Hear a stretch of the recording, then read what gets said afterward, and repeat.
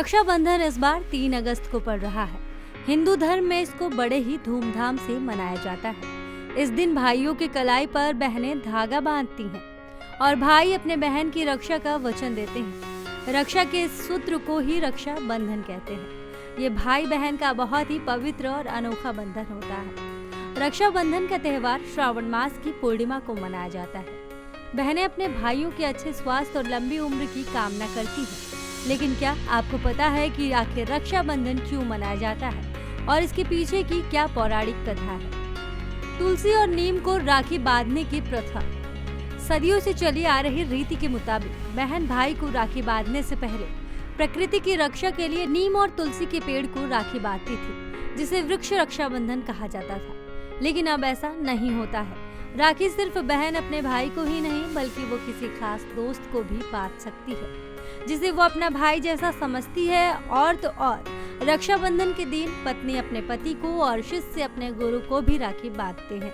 राजा बलि और लक्ष्मी की कहानी। रक्षाबंधन को लेकर अनेकों कथाएं प्रचलित है। उन्हीं में से एक है राजा बलि और माँ लक्ष्मी की कहानी। कहा जाता है कि राजा बलि ने भगवान विष्णु से उनके महल में रहने का आग्रह किया।